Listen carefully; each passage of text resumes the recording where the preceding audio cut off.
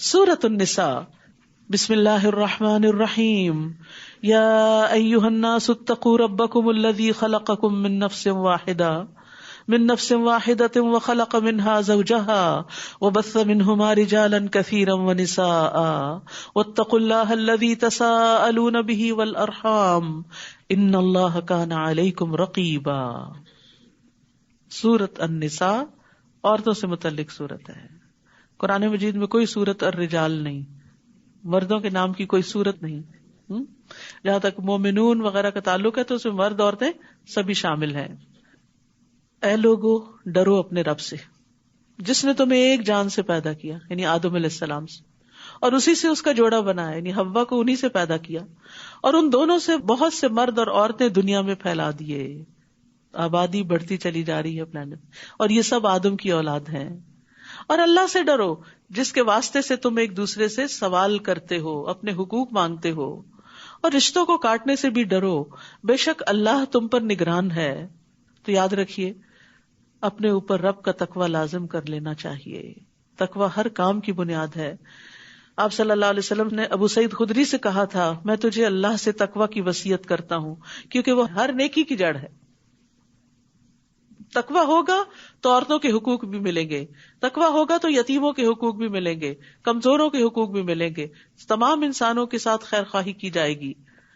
وَآتُوا الْيَتَامَىٰ أَمْوَالَهُمْ، اور یتیموں کے مال ان کے حوالے کر دو، یعنی جب وہ بالغ ہو جائیں، اور تم اپنے ناپاک مال کو ان کے عمدہ مال سے تبدیل نہ کرو، یعنی اپنا گھٹیا مال ان کے اچھے مال سے مت بدل لو، یعنی ان کو وراثت میں جو کچھ ملا ہے اگر تم اس کے ذمہ دار ہو، یعنی اس کی حفاظت کر رہے ہو، تو یہ نہیں کہ اپنی خراب چیزیں ان کے مال میں رکھ دو اور ان کی اچھی چیزیں اپنے مال میں بدلے میں رکھ لو، اور نہ ان کے مال کو اپنے مال کے ساتھ ملا کے کھا جاؤ کہ پتہ ہی نہ چلے کسی کو۔ یقیناً یہ بہت بڑا گناہ ہے، اور اس سے کون بچے گا کہ یتیم کا مال نہ کھائے اور اس کی حفاظت کرے، جب تک بڑا ہو جائے پھر اس کے حوالے کرے، وہی جس کے اندر تقویٰ ہے، جو اللہ سے ڈرتا ہے۔ رسول اللہ صلی اللہ علیہ وسلم نے فرمایا، اپنے یا کسی دوسرے کے یتیم بچے کی پرورش کرنے والا میں اور جنت میں وہ اس طرح ہوں گے بشرطے کہ وہ اللہ سے ڈرتا ہو۔ تو امام مالک نے شہادت والی اور درمیانی انگلی سے اشارہ کر کے بتایا کہ ساتھ ساتھ ہوں گے۔ تو اب وہ عورتیں جو یتیم بچے پالتی ہیں وہ بھی اس حکم میں شامل ہیں۔ اور اگر تمہیں خوف ہو کہ تم یتیم لڑکیوں سے انصاف نہ کر سکو گے تو دوسری عورتوں میں سے جو تمہیں پسند آئیں، 2 اور 3 اور 4 سے نکاح کر لو۔ پھر اگر تمہیں ڈر ہو کہ تم ان کے درمیان عدل نہ کر سکو گے تو ایک ہی سے نکاح کافی ہے، یعنی ایک رخصت دی گئی بوقت ضرورت، لیکن عدل کی شرط کے ساتھ، اور واضح بتا دیا گیا کہ اگر عدل نہیں کر سکتے تو پھر ایک ہی، یا تمہارے دائیں ہاتھ جن عورتوں کے مالک ہوئے یہ زیادہ قریب ہے کہ تم ایک طرف مائل نہ ہو جاؤ۔ اور عورتوں سے نکاح کرتے وقت ان کے مہر خوش دلی سے ادا کیا کرو، اور پھر اگر وہ اپنی طرف سے کوئی چیز تمہارے لیے مہر میں سے چھوڑ دیں، ایز اے گفٹ تمہیں واپس کر دیں، تو اسے خوش مزہ اور خوشگوار سمجھ کر کھاؤ پیو، یعنی بیوی کا گفٹ جو ہے اسے خوشی سے قبول کرو، حقیر نہ سمجھو۔ اور تم نادان یعنی یتیم بچوں کو اپنے مال مت دو، جب بچے چھوٹے ہونے اپنی منی مینجمنٹ نہ آتی ہو تو ان کے حوالے مت کرو، جنہیں اللہ نے تمہارے لیے قیام زندگی کا ذریعہ بنایا ہے، یعنی مال جو ہے وہ زندگی کو قائم رکھنے کا ذریعہ ہے، ضروریات پوری کرنے کا، اور انہیں تم اس میں سے کھلاؤ اور پہناؤ، اور ان سے اچھی بات کہتے رہے، جب وہ مطالبہ کریں، جب وہ غصے کا اظہار کریں، دے دیں ہمارے مال، ہم بس خود ہی اس کو دیکھ لیں گے، تو ان کو پیار سے سمجھاتے رہو، ان کی ضروریات اس میں سے پوری کرتے رہو، لیکن اس وقت ان کے حوالے کرو جب وہ سمجھدار ہو چکے ہوں۔ ایک حدیث کے مطابق ناسمجھ کو مال دینے والے کی دعا قبول نہیں ہوتی۔ اور یتیموں کو آزماتے رہو یہاں تک کہ جب وہ نکاح کی عمر کو پہنچ جائیں، یعنی میچور ہو جائیں، پھر اگر تم ان میں سمجھ بوجھ پاؤ تو ان کے مال ان کے حوالے کر دو، اور تم ان کے مال اسراف اور جلدی کرتے ہوئے مت کھاؤ، اس ڈر سے کہ وہ بڑے ہو جائیں گے اور پھر ان کو دینا پڑے گا۔ اور جو کوئی تم میں سے مالدار ہو تو اسے یتیموں کے مال سے بچنا چاہیے، یعنی ان کے مال میں سے بطور اجرت نہ لے، اور جو مالی طور پر محتاج ہو اسے چاہیے کہ وہ معروف طریقے سے کھائے، یعنی اپنا محنت کا حق وصول کر لے، لیکن محتاط طریقے سے۔ پھر جب تم ان کے مال ان کے سپرد کرو تو ان پر گواہ ٹھہرا لو، اور حساب لینے کے لیے اللہ کافی ہے۔ مردوں کے لیے اس ورثے میں سے ایک حصہ ہے جو والدین اور قریبی رشتہ دار چھوڑ جائیں، اور عورتوں کے لیے بھی ایک حصہ ہے اس ورثے میں سے جو والدین اور قریبی رشتے دار چھوڑ جائیں، چاہے وہ رسول اللہ صلی اللہ علیہ وسلم کا دور جاہلیت ہو یا آج کا معاشرہ ہو. عورتوں کے حقوق مارے جاتے ہیں، اور خاص طور پر ان کو وراثت میں سے نہیں دیا جاتا کہ ان کی شادی پہ اتنا خرچ ہو گیا تھا، ان کی تعلیم پہ اتنا خرچ کر دیا تھا، اب باقی سب کچھ بیٹوں کا ہے. نہیں، عورتیں یعنی لڑکیاں بھی اس میں شریک ہیں جو والدین اور قریبی رشتے دار چھوڑ جائیں. ورثہ کم ہو یا زیادہ، اس میں ایک طے شدہ حصہ ہے. اور ورثے کی تقسیم کے وقت جب غیر وارث رشتے دار اور یتیم اور مسکین موجود ہوں تو انہیں اس میں سے کچھ نہ کچھ دے دو، اور اگر نہ دے سکو تو ان سے مناسب طریقے سے بات کرو. یعنی جب وراثت تقسیم ہو رہی ہو اور خاندان کے لوگ موجود ہیں جو اس میں سے حصے دار نہیں، اور وہ دیکھ رہے ہیں، ان کی نظر ہے کچھ چیزوں پر، تو کچھ نہ کچھ ان کو ایز اے کرٹسی دے دو. اور اگر نہیں دے سکتے تو اچھے سے بات ہی کر لو، کیونکہ الکلمۃ الطیبۃ صدقہ، اچھی بات بھی صدقہ ہے. یعنی صرف مال کا ہی صدقہ نہیں ہوتا، اچھی بات کا بھی صدقہ ہوتا ہے. اور وراثت تقسیم کرنے والوں کو اس بات سے ڈرنا چاہیے کہ اگر وہ اپنے پیچھے ناتواں اولاد چھوڑ جاتے تو موت کے وقت انہیں ان کے بارے میں کتنا اندیشہ ہوتا. لہٰذا انہیں چاہیے کہ اس معاملے میں اللہ سے ڈرے اور جچی تلی بات کریں، کیونکہ اب یتیموں کی پرورش کا معاملہ آ رہا ہے تو ان کے کئی ناجائز مطالبات بھی ہوں گے، تو ان کے ساتھ معاملہ اللہ سے ڈرتے ہوئے کرتے رہو. بے شک وہ لوگ جو یتیموں کے مال ظلم کرتے ہوئے کھا جاتے ہیں، یقیناً وہ اپنے پیٹوں میں آگ ہی بھر رہے ہیں، اور ضرور وہ بھڑکتی ہوئی آگ میں چلیں گے. بعض اوقات ایسا ہوتا ہے نا کہ کہیں پر باپ فوت ہوتا ہے، بچے پیچھے چھوڑتا ہے، ایک بھائی ان میں سے زیادہ اسٹرانگ ہوتا ہے اور دوسرے کمزور ہوتے ہیں، تو وہ سب کا حصہ دبا کے بیٹھ جاتا ہے اور دینے پہ راضی نہیں ہوتا. اور پھر جو فوت ہوتا ہے حتیٰ کہ اس کے یتیم بچوں کے لیے بھی کچھ نہیں چھوڑتا. تو اس طرف توجہ دلائی گئی کہ جو لوگ یتیموں کا مال کھائیں وہ اپنے پیٹ میں آگ بھر رہے ہیں. بعض اوقات مرد حضرات ایسے کام کرتے ہیں تو as a sister, as a wife, as a mother ان کو سمجھانا چاہیے، ان کی محبت میں ان کی خیرخواہی کرتے ہوئے. کیونکہ بعض اوقات میں نے دیکھا مائیں ساتھ مل جاتی ہیں، مائیں بیٹوں کے ساتھ مل جاتی ہیں اور بیٹیوں کا حق ان کو نہیں دیا جاتا. تو یہ بیٹے کل قیامت کے دن کام آنے والے نہیں. اللہ تمہیں تمہاری اولاد کے بارے میں تاکید کرتا ہے. بیٹے کے لیے 2 بیٹیوں کے برابر حصہ ہے. وہ کیوں؟ عورت کو آدھا کیوں مل رہا ہے؟ اس لیے کہ عورت پر نان نفقے کی ذمہ داری نہیں ہے. عورت کو اپنی شادی کے وقت پھر مزید مہر بھی ملے گا اور اس کا شوہر اس کے مالی امور کا خیال بھی رکھے گا، جبکہ مرد کو جو ملے گا وہ اپنی شادی کے وقت مہر بھی دے گا اور اپنے اوپر، اپنے بچوں پر، اپنے گھر والوں پر، حتیٰ کہ اگر اور رشتے دار بھی ہیں تو ان کے اوپر بھی اپنا مال خرچ کرے گا. تو اس کو نسبتاً زیادہ دیا گیا. یہاں کوئی ڈسکریمنیشن نہیں. اگر شوہر فقیر ہو، عورت ملینئر ہو، تو بھی عورت کے اوپر کوئی ذمہ داری نہیں کہ وہ گھر میں خرچ کرے. شوہر ہی کی ذمہ داری ہے. ہاں یہ تو پھر الگ بات ہوتی ہے نا کہ باہم محبت کی وجہ سے عورت کہتی ہے کہ میں اپنے شوہر کو اور اپنے بچوں کو کیسے غربت میں دیکھ سکتی ہوں، اور میں اپنے اس مال کو کیا کروں گی، یہ انہی کے لیے تو ہے. تو وہ خوشی سے جو بھی خرچ کرتی ہے پھر وہ اس کے لیے صدقہ شمار ہوتا ہے، اس کے لیے باعث اجر ہوتا ہے. تو جو عورتیں کام کرتی ہیں اور گھر میں کنٹریبیوٹ کرتی ہیں تو وہ ان کا احسان ہے اور اس احسان کو ماننا چاہیے. اور وہ جو لاتی ہیں اور جو بھی کچھ خرچ کرتی ہیں ان کا شکریہ ادا کرنا چاہیے اور ان کے ساتھ اچھا سلوک کرنا چاہیے، نہ کہ ان سے چھینا جھپٹی کر کے ان کو ذلیل کر کے ان کو دکھ دیا جائے. پھر اگر میت کی وارث 2 سے زیادہ بیٹیاں ہوں تو ان کو ترکے کا 2/3 حصہ دیا جائے گا، اور اگر ایک ہی بیٹی وارث ہو تو اس کے لیے ترکے میں سے آدھا ہے.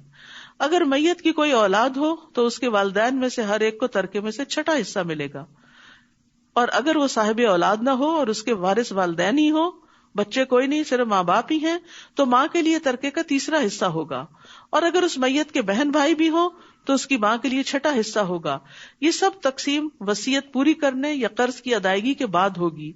تم نہیں جانتے کہ تمہارے والدین اور تمہاری اولاد میں سے کون فائدہ پہنچانے میں تم سے قریب تر ہے. یہ اللہ کی طرف سے طے شدہ حصے ہیں. بے شک اللہ بہت علم والا اور کمال حکمت والا ہے. اس لیے اس تقسیم پہ راضی ہو جاؤ، اس پر اعتراض نہ کرو.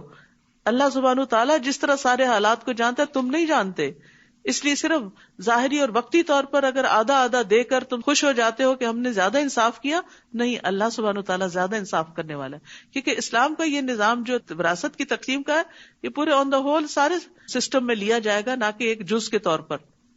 جس میں عورت کے حقوق اور بچوں کے حقوق کے دیگر احکامات بھی موجود ہیں، کیونکہ اللہ سبحانہ وتعالیٰ بندوں پر ان کے والدین سے بھی زیادہ مہربان ہے. وہ عام محاورہ ہے نا، ایک 70 ماؤں سے بھی بڑھ کے پیار کرتے ہیں. تو پھر یہ اس کی محبت ہے کہ اس نے اس معاملے میں رسول اللہ صلی اللہ علیہ وسلم کو بھی نہیں کہا کہ آپ تقسیم کر دیں، ترازو اپنے ہاتھ میں رکھی کہ اس نے سب کے حصے خود بانٹ دیے. وَلَكُمْ نِصْفُ مَا تَرَكَ أَزْوَاجُكُمْ، اور اگر تمہاری بیویاں صاحب اولاد نہ ہوں تو ان کے ترکے میں تمہارے لیے آدھا حصہ ہے. پھر اگر ان کی اولاد ہو تو تمہارے لیے ترکے میں سے وصیت پوری کرنے یا قرض کی ادائیگی کے بعد چوتھا حصہ ہوگا.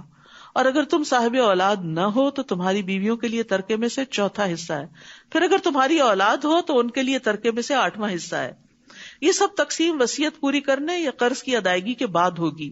اور اگر کوئی مرد یا عورت بے اولاد ہو، کلالہ، اور اس کے ماں باپ بھی حیات نہ ہو مگر اس کا ایک بھائی اور ایک بہن ہو، تو بھائی اور بہن ہر ایک کو چھٹا حصہ ملے گا.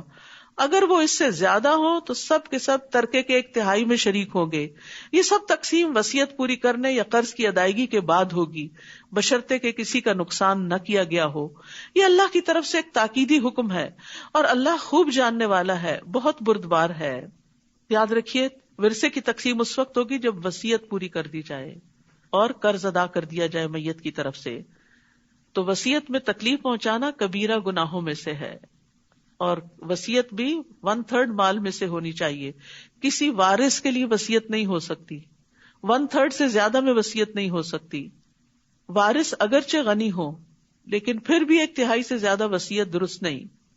تلک حدود اللہ، یہ اللہ کی حدود ہے. اور جو کوئی اللہ اور اس کے رسول کی اطاعت کرے گا وہ اسے ایسے باغات میں داخل کرے گا جن کے نیچے سے نہریں بہ رہی ہیں، وہ ان میں ہمیشہ رہنے والے ہیں. اور یہ بہت بڑی کامیابی ہے. یہ ہے اصل کامیابی کہ ہمیشہ کی کامیابی. عارضی کامیابی سے انسان خوش ہوتا ہے لیکن عارضی ہی ہوتی ہے. اور جو کوئی اللہ اور اس کے رسول کی نافرمانی کرے گا اور اس کی حدود سے تجاوز کرے گا، یعنی جو کام انہوں نے نہیں کیا وہ ان سے آگے بڑھ کے خود ایجاد کر لے دین میں، وہ اسے آگ میں داخل کرے گا جس میں وہ ہمیشہ رہنے والا ہے، اور اس کے لیے ذلیل کرنے والا عذاب ہے. اور تمہاری عورتوں میں سے جو بے حیائی کا ارتکاب کرے، یعنی زنا کا، تو ان کے اس جرم پر اپنے مردوں میں سے 4 گواہ طلب کرو.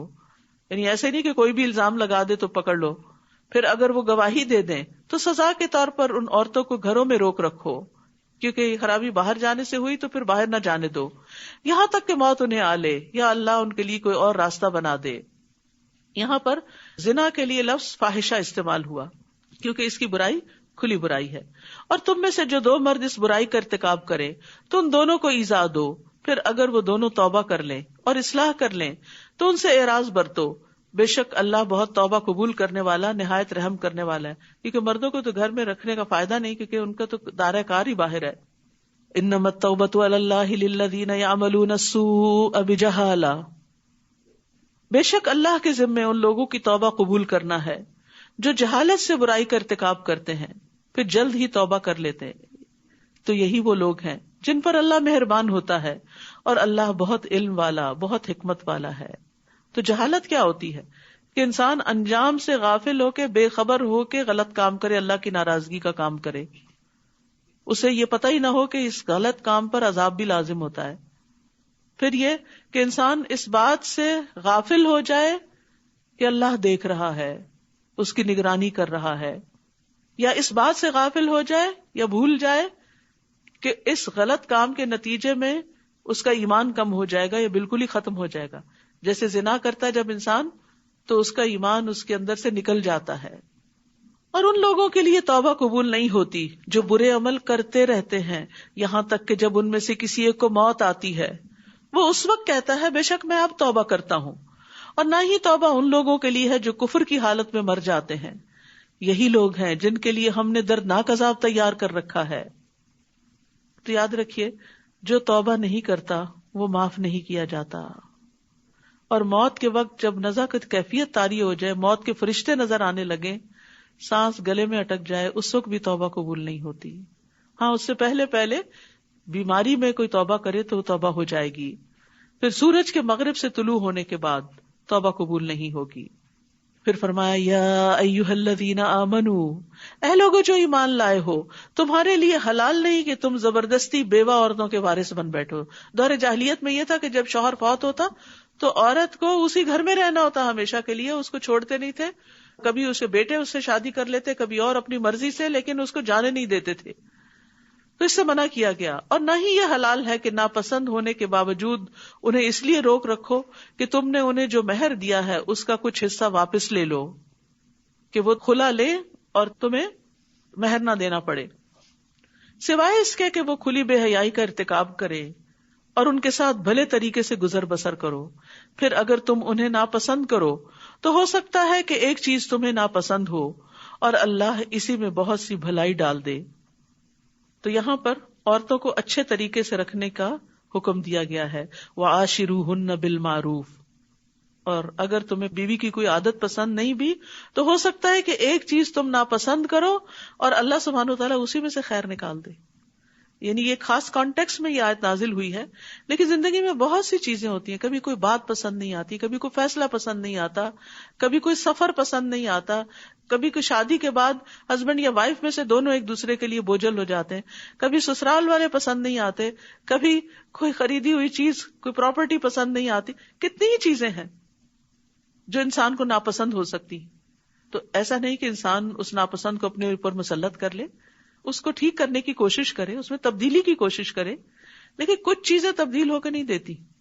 آپ نے گھر خرید لیا، اب اس میں کچھ بنیادی نقص ہیں، اب آپ اوپر سے ٹھیک کرتے رہتے ہیں لیکن ہر دوسرے دن اسی مشکل میں پڑے رہتے ہیں، الا یہ کہ آپ بہت بڑا خرچہ کریں اور ریکنسٹرکٹ کریں اس کو.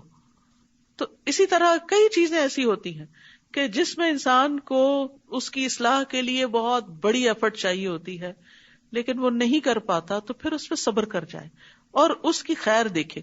کیونکہ بعض لوگ آپ کی زندگی میں بڑے ڈیفیکلٹ ہوتے ہیں، تو یہ ڈیفیکلٹ لوگ بھی دراصل آپ کو اپنی اوقات یاد دلاتے ہیں.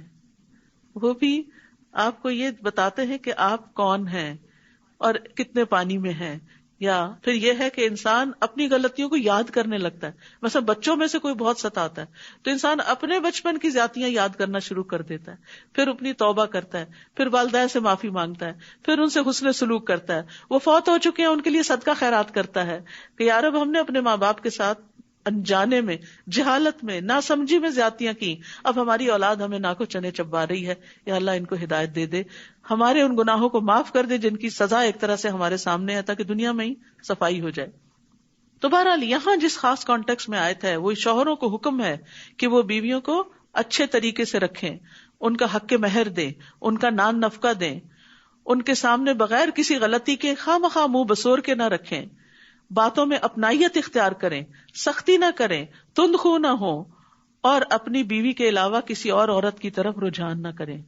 یعنی اپنی بیوی کو چیٹ نہ کریں، کیونکہ عورت کے لیے سب سے زیادہ تکلیف دہ یہ بات ہو جاتی ہے، اس کو اپنا زیور، کپڑا، کھانا، گھر، اولاد، ہر چیز بھول جاتی ہے جب اس کا شوہر اس کو چھوڑ کر کسی اور کی طرف متوجہ ہو جاتا ہے، کوئی اور زیادہ اس کی زندگی میں امپورٹنٹ ہو جاتا ہے.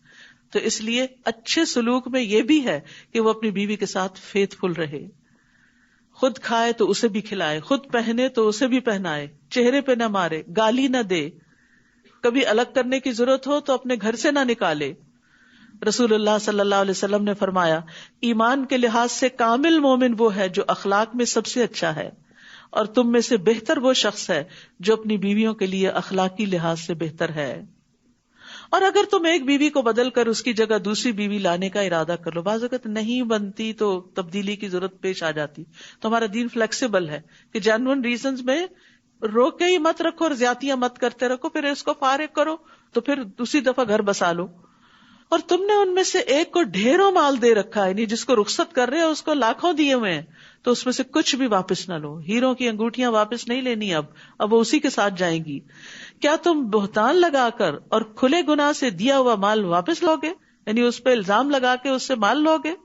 اور تم اس مہر کو یا مال کو، یہ تحفے تحائف کو کیسے واپس لے سکتے ہو، حالانکہ تم میں سے بعض سے صحبت کر چکا، یعنی جسمانی تعلق قائم ہوا، انٹیمیسی ہوئی، محبت پیار ہوا، اور وہ عورتیں تم سے پختہ عہد لے چکی.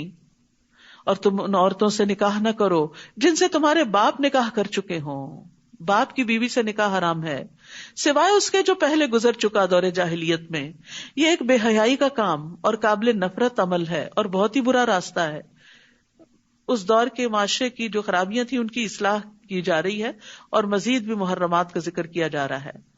حرمت علیکم امہاتکم، اور کون سی عورتیں ہیں جن سے نکاح حرام ہے؟